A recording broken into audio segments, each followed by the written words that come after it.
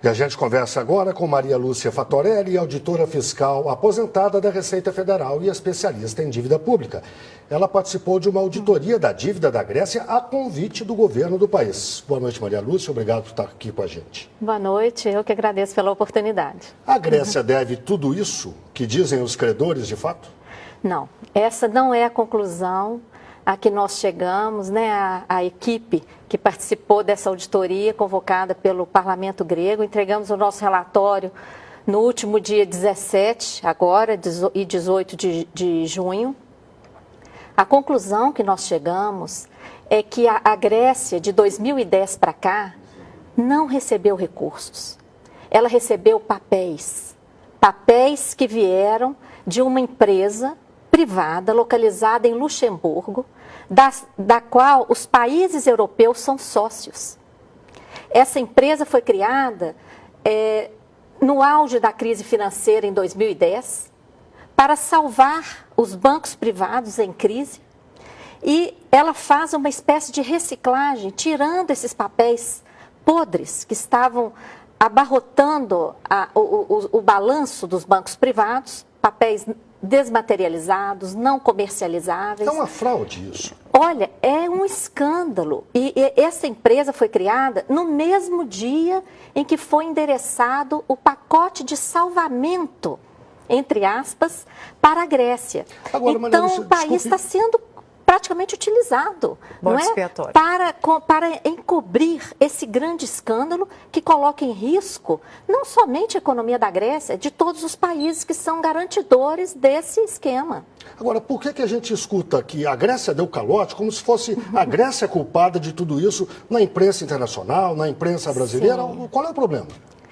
Então, nesse pacote que foi endereçado à Grécia em maio de 2010, e que está encobrindo todo esse salvamento bancário, de fato foram feitas operações como se fossem empréstimos.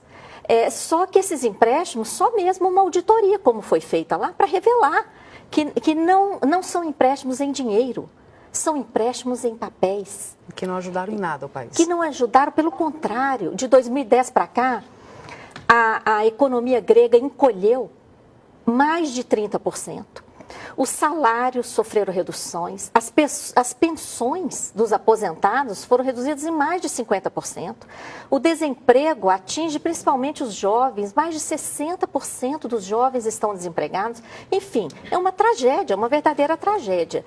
E o FMI, só para responder a sua pergunta, claro. O FMI, como desde a década de 80 nós já conhecemos aqui na América Latina, ele vem em socorro, na verdade, dos bancos privados. E o empréstimo ponte que o FMI fez foi para garantir o pagamento dos juros que incidem sobre esses empréstimos de papel. Porque imagina, a Grécia não recebe dinheiro, recebe papéis, mas os juros que ela tem que pagar, os custos, os encargos desses empréstimos são exorbitantes e são em moeda corrente.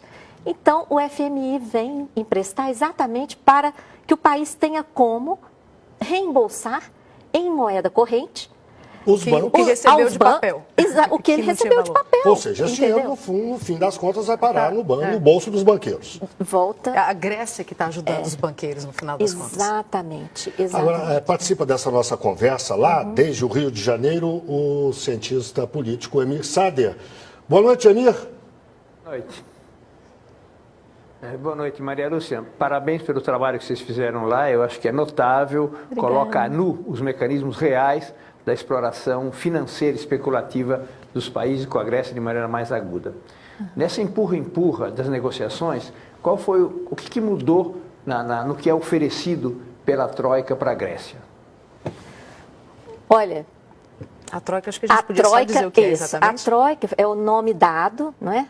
A tríade, né? O conjunto de 3 organizações que passaram a exercer toda essa pressão sobre a Grécia de 2010 para cá. Ela é conformada pelo FMI, Banco Central Europeu e Comissão Europeia, a Comissão dos Países Europeus, né?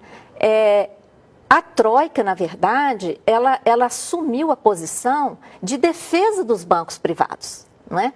Ela age conjuntamente, por exemplo, todo esse pacote endereçado para a Grécia, não foi uma iniciativa grega, nenhum desses acordos, nenhum desses contratos foi realizado por uma iniciativa da Grécia ou em atendimento a uma necessidade da Grécia. Eles foram conformados por essa troika. Foi a troika que redigiu esses contratos. E para descobrir esses mecanismos, não foi fácil. Foi um trabalho muito árduo dessa comissão, né, de auditoria, que eu tive a honra de participar, porque são cerca de 700 páginas, escritas de uma forma praticamente inteligível, não é? Então, esses mecanismos que, na verdade, em vez de suportar a Grécia, criam ali essa passagem a limpo desses papéis para tirá-los dos bancos e trazê-los sob a forma de empréstimos, ainda por cima remunerados, né? Não foi fácil descobrir isso. E diante dessa auditoria feita, o que é que se pode fazer? É possível reverter essa dívida que pode ser chamada de irreal? Olha, nós, por enquanto, apresentamos um relatório preliminar, porém, já apresentando esses mecanismos e com uma análise jurídica que chegou à conclusão da completa ilegalidade e ilegitimidade desses acordos, por uma série de razões relacionadas aos acordos em si, que prejudicaram o país, e também pelos impactos deles na economia e nos direitos humanos. Agora, isso já esbarra até numa questão, além de econômica, numa questão política, não é isso, Emir? Exatamente, por isso a consulta convocada pelo governo grego para domingo. Eu perguntaria, Maria Lúcia, das concessões que o governo grego está disposto a fazer, possibilitaria romper com esses mecanismos cruéis que você mencionou?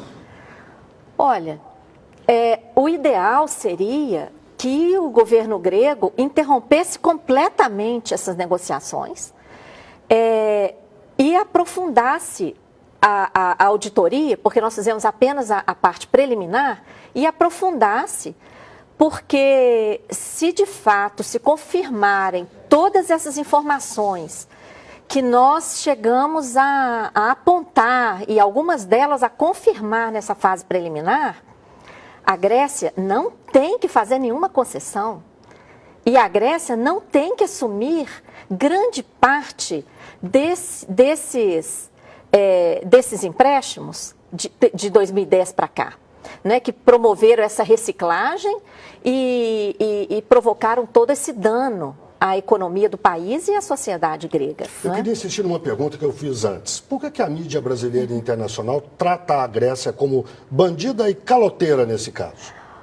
Olha, eu acredito que além da desinformação geral, não é? Porque as coisas são colocadas, inclusive pela Troika, de forma como se a Grécia realmente tivesse recebido esses valores, tivesse recebido apoio e, de fato, devesse tudo isso, não é? Então, há uma grande desinformação.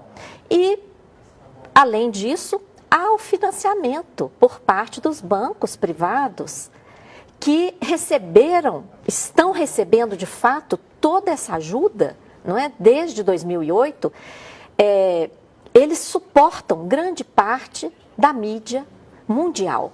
Então, esse setor financeiro, que de fato está sendo beneficiado com essa situação, ele financia a grande mídia, não é? Que pena. E aí nós dificilmente teremos espaço, né, para colocar esses temas de fato, né, denunciar que os bancos estavam quebrados, que o volume, a bolha, que ninguém explica que bolha é essa, era o volume imenso de papéis fora de balanço que eles estão transferindo para os países. Que pena que tantas informações interessantes tenham que ser interrompidas agora, porque o nosso jornal tem que continuar com outras notícias que precisam ser dadas também. Claro. Mas esse é um assunto que o Repórter Brasil, de forma alguma, vai abandonar, porque eu acho que é muito interessante, é esclarecedor para a sociedade brasileira. Eu quero te agradecer muito pela presença, agradecer ao Emir pela participação, e nós vamos voltar ao assunto com certeza. Obrigado, Maria Lúcia. Eu que agradeço. Boa noite. Boa Obrigado, noite. Emir.